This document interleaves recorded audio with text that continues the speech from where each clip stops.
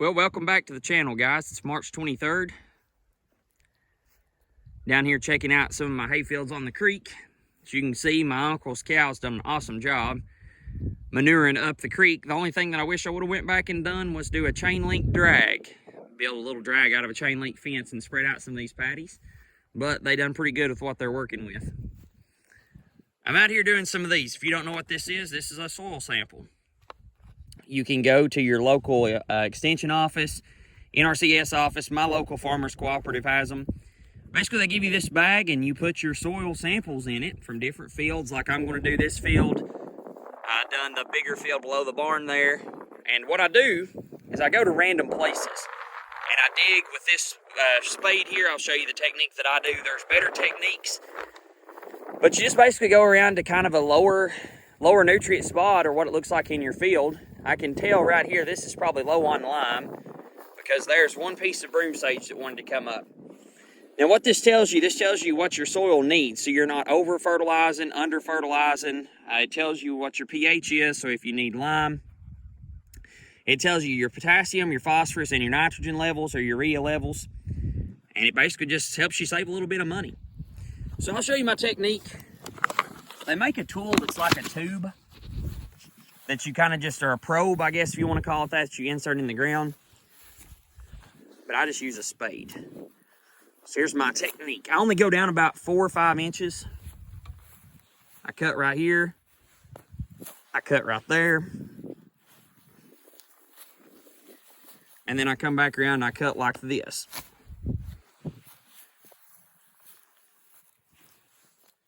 Then I'll put it in like that and basically just flop it up as a wedge. Now the reason why I like doing this method is because I can flop that wedge right back down. Now there's a lot of people, they tell you different things to do with soil samples. To me, your first 4 or 5 inches worth of ground is really important. I know that certain grass roots can go deeper than that, but I really like focusing on this top layer. Another thing that I really like to see whenever I'm working and doing soil samples, I love digging it up and seeing earthworms in here. When you have earthworms on your farm, that's an awesome thing because they help with natural irrigation. And they also chew the dirt up, and as it comes back out the back end of them, it's nutrient richer. So what I do is I kind of just scuff around down here. It's a little wet because it's been raining here lately. This really needs to be done in drier weather.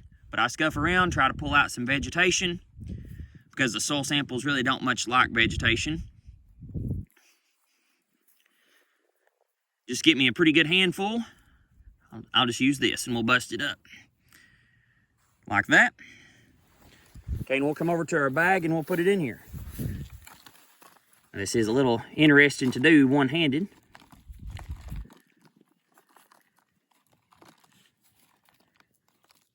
Like I said, a little bit of vegetation don't hurt, but just go ahead and shake it up. You can see on the back here, it talks about fill this line, your grower, your farm, and it also lets you, it also lets you tell which field it was too. Now I'm going to do some down here, and I'm also doing some up there next to the barn. I'm going to say this is probably a little low on my pH. I'm going to say it probably needs some lime. So we'll see whenever our results come back in of what it really needs. I haven't really made up in my mind if I want to fertilize for first cutting or if I just want to save for second. For the last 2 or 3 years, I guess, I've been fertilizing after first cutting. But a lot of guys around me, they fertilize during the spring before first cutting even happens. So the main thing is when you do soil test, it just tells you what kind of shape your ground's in. So the reason why I like this wedge method of doing this, okay, is you can just basically flop that wedge back over, step it in, and you'll never know that you were there by next year. And then just find you another random place to go to and continue the process until you're filled up to this line. Now, the last soil tests that I done, I think they were like $6 or $7 a piece. They're not really that bad expensive at all. And they're definitely worth their money in the long run to save you money on fertilize. So I hope you guys enjoy this short video. It's not a long one, but I just want to take you all along for the ride today and show you what we're into. Have a great day and have a blessed week.